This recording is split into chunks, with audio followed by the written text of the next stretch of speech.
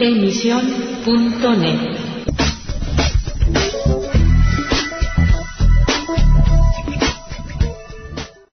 Hello and welcome to Letter from England, broadcasting for AC Press and the Spanish Evangelical Alliance. The awful tragedy of Luz Cortés, the 5-year-old girl who was found floating dead in the water near the port of Huelva several months ago now, is drawing to a close. Changes in the law, are being considered. Her father, José Cortés, an evangelical minister from Huelva, has travelled the length and breadth of Spain campaigning for tougher sentences for paedophiles, and the justice system is cranking up for the court case where Santiago del Valle, the man accused of murdering her, will be tried.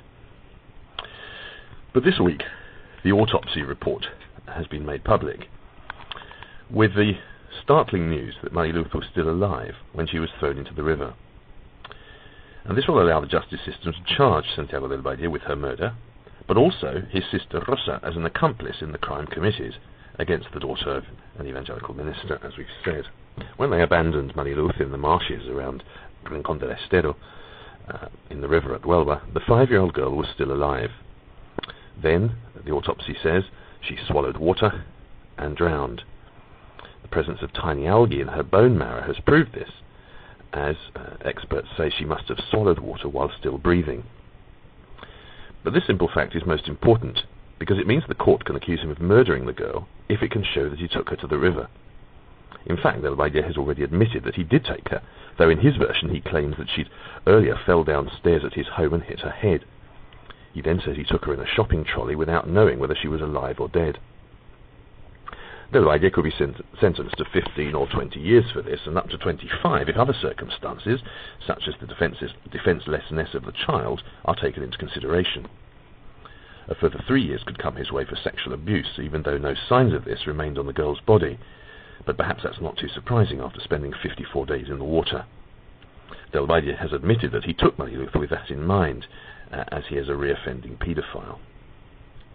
His sister Rosa could now be charged as an accomplice, as Luz was still alive when she was thrown into the water.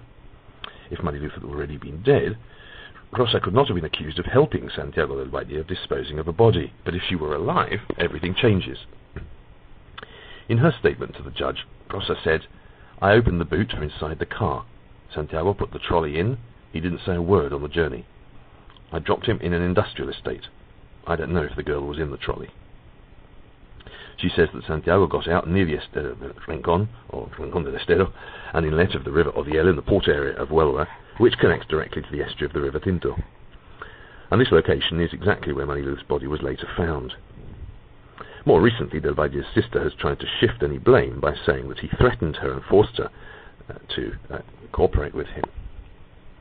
The autopsy also shows that Luz died at least 4 weeks before her partially submerged body was found, and that any sexual abuse committed against her did not leave physical marks on her body.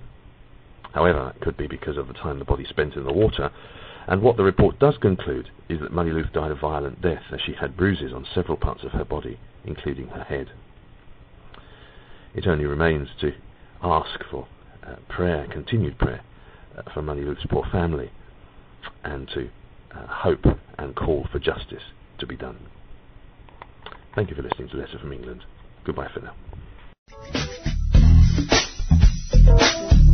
Emisión.net